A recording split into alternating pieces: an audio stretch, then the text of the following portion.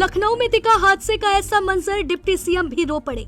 जान बचाने को छत खिड़कियों से कूदे लोग, धुएं में फंसी जिंदगियां। 15 परिवारों के घरों में पसरा मातम, राजनेताओं ने भी जताया दुख। आखिर किसकी लापरवाही ने छीनी इतनी सांसें, जांच के आदेश जारी। किसी मां ने सुबह बेटे को ये कहकर भेजा होगा कि जल्दी घर लौट आना। किसी पिता ने शायद फोन पर कहा होगा कि शाम को साथ खाना खाएंगे। किसी बहन ने भाई के लिए इंतजार किया होगा।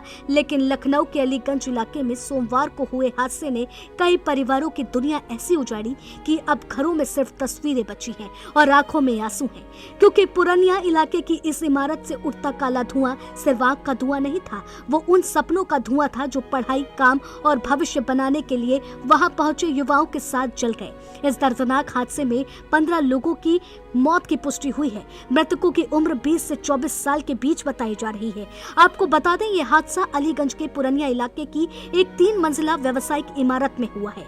शुरुआत में खबर आई कि वहां कोचिंग सेंटर और लाइब्रेरी चल रही थी, लेकिन बाद में पुलिस अधिकारियों ने बताया कि ग्राउंड फ्लोर पर पेंट शॉप और उससे जुड़ा क्लिनिक था, जबकि ऊपरी मंजिल पर एनिमेशन और गेमिंग से जुड़ा सेंटर चल रहा था। वहां काम करने वाले लोग और कुछ युवा मौजूद थे। अचानक नीचे से आग भड़की और कुछ ही मिनटों में धुआं ऊपर तक पहुंच गया। आग की लपटों से ज्यादा खतरनाक वो जहरीला धुआं बन गया, जिसने लोगों को बाहर निकलने का मौका ही नहीं दिया। चश्मदीदों के मुताबिक ऊपर मौजूद लोग मदद के लिए चिल्ला रहे थे। कुछ लोग खिड़कियों और छज्जों तक पहुंचे। किसी ने जान बचाने के लिए नीचे छलांग लगा दी। एक युवक के लोहे की ग्रिल पर गिरने और गंभीर रूप से घायल होने की जानकारी भी सामने आई है। कुछ लोग छत की तरफ भागे, लेकिन बताया गया कि छत का दरवाजा बंद था और उस पर ताला लगा हुआ था।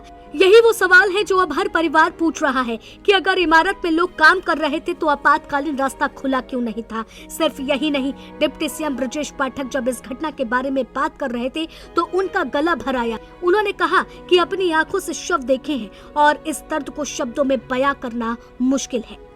ग्राउंड फ्लोर से उठी आग, पेट शॉप और क्लिनिक में लगी लपटें, ऊपरी मंजिल तक पहुंचा धुआं, छत का रास्ता बंद होने का दावा, खिड़कियों और छज्जों से कूदे लोग, दीवार तोड़कर किया गया रेस्क्यू। बताया जा रहा है कि आग इतनी तेज थी कि दमकल की कई गाड़ियां, हाइड्रोलिक प्लेटफॉर्म और पुलिस की टीमें मौके पर पहुंची। एनडीआरएफ और एसडीआरएफ के जवानों ने भी मोर्चा संभाला। बताया गया कि अंदर घना धुआं भरा हुआ था और कुछ हिस्सों में कुछ दिखा ही नहीं दे रहा था। फायर ब्रिगेड के जवानों ने पीछे की दीवार तोड़कर अंदर जाने का रास्ता बनाया। एक एक कमरे को खंगाला गया, मलबा हटाया गया और फंसे लोगों को बाहर निकाला गया। पेट शॉप में फंसे कुछ बेजुबान जानवरों को भी बचाने की कोशिश की गई। इस हादसे ने एक बार फिर शहरों की व्यावसायिक इमारतों की सुरक्षा पर सवाल खड़ा कर दिया है। क्या वहां आग बुझाने के पर्याप्त इंतजाम थे? क्या फायर सेफ्टी का प्रमाण पत्र था? क्या इमरजेंसी एग्जिट खुला था?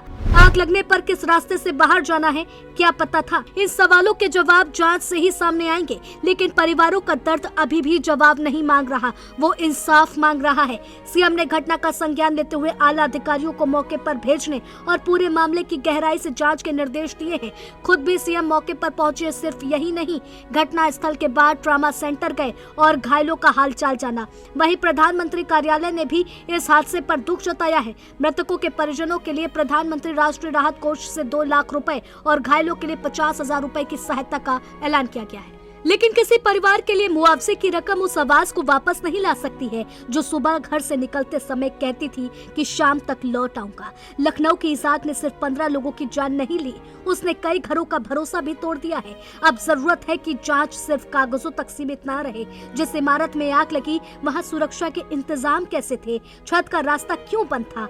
आग इतनी तेजी से कैसे फैली और रेस्क्यू में किस स्तर पर मुश्किल आई? हर सवाल का जवाब सामने आना चाहिए, क्योंकि अगली बार किसी माँ को अपने बच्चे का इंतजार सिर्फ इसलिए ना करना पड़े कि किसी ने सुरक्षा को जरूरी नहीं समझा।